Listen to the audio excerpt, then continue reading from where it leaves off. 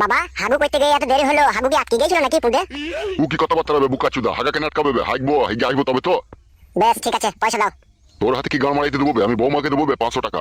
কেন বাবা, আমি কি টাকাটা তোমার মেরে খেয়ে নেবো নাকি? বলা তুমি তো দেবে গাড়ি ভাড়া যাওয়া 500 টাকা, তাও আমার হাতে দিবে না বইয়ের হাতে দিবে? সে একই তো ব্যাপার, আমার হাতে দিও না বইয়ের হাতে দিও তাই। তোর হাতে দিয়ে গান মারাবো না কি বে? তুই কোথায় কি করে দিবি? দিয়ে আধেক রাস্তা থেকে ঘুরে এসে বলবি টাকা হারিয়ে গেছে। তুই খেলা চলে আমার জানা নাই। এই নাও বৌমা, ধরো টাকাটা ধরো। একটা কথা শোনো বৌমা, তোমার মায়ের সাথে বেশি এরকম কথাবার্তা বলার দরকার নেই, ঠিক আছে? চুপ বে শালো আর কপালি চুদা।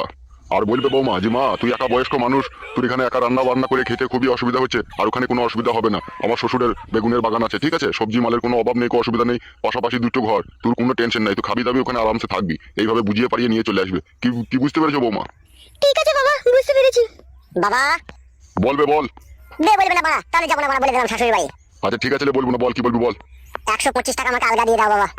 কেন বে, কি গান মারাইতে দেবো 125 টাকা আলগা? আমি এক বোতল বাংলা মাল নেবো 60 টাকায়, আর শাশুড়ি লেগে 15 টাকার 12 ভাজা নিয়ে নেবো, আর একটা বড় চণ্ডীদাস বিড়ি নিয়ে নেবো। আর যদি পয়সা বাড়ে তাহলে শাশুড়ি লেগে 1 ডজন চুড়ি কিনে নেবো। বে আর কপালি চুদা, ওইসব দিতে হবে না বে, তোরা যেই তো চলে আসবি বে।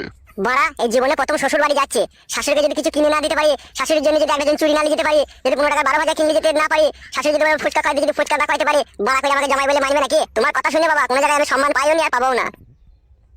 লেবে ধর সাদা কপালি চুদা, লে ধর।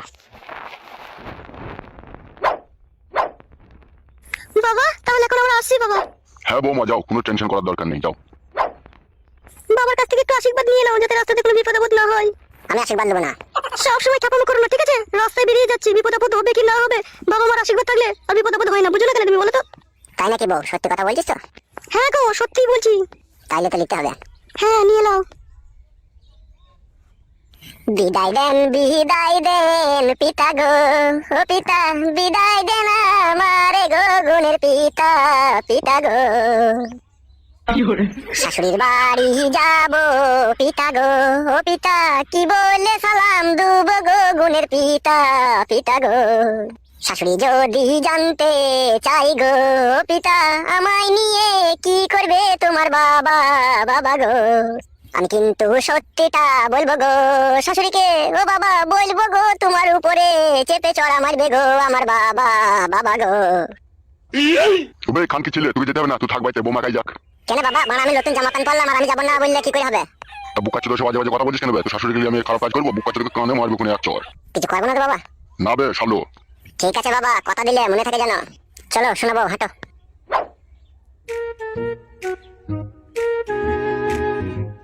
এই শালোকে আমার পাঠানোই ভুল হলো, এখন কি বলতে গিয়ে কি বলে দিবে এখন বোঝা বড় মুশকিল।